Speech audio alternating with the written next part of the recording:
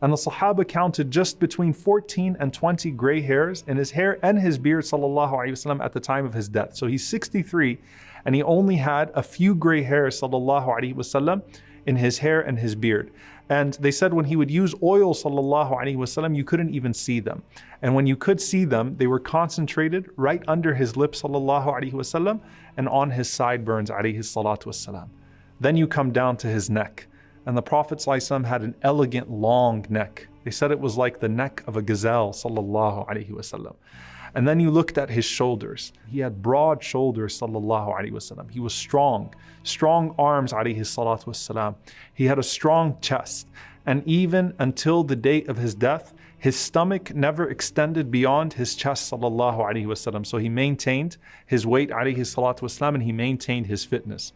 The Prophet ﷺ was not a hairy man. So other than his hair on his head and his beard, the Prophet ﷺ did not have much hair on the rest of his body. And he had a little bit of hair on his chest and a line that naturally ran down all the way to his navel sallallahu alaihi wasallam. Then you come to his limbs.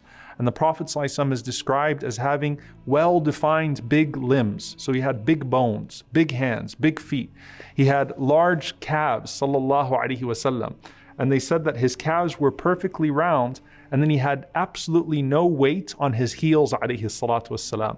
And his lower body was so strong sallallahu alaihi wasallam that he used to be able to jump on a horse and a camel and mount it with absolutely no saddle because of the strength of his lower body. And that's why you'll find, subhanAllah, that Al-Hasan radiallahu ta'ala anhu is described as resembling the Prophet ﷺ in his upper body, meaning his beauty.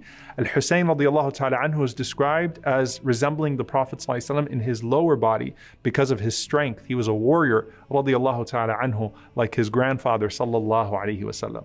Despite that, Anas ibn Malik radiallahu ta'ala anhu says that his hands and his feet were smoother than silk, and water would slither right off of the hands and the feet of the Prophet sallallahu alaihi wasallam. And he had a beautiful scent alayhi salatu wassalam. He would sweat perfume sallallahu alaihi wasallam. When you smelled his sweat, it smelled good. And if you shook the hand of the Prophet sallallahu alaihi wasallam, you would maintain the scent of his hand on your hand for days after meeting him sallallahu alaihi wasallam. He had the best of breath sallallahu alaihi wasallam.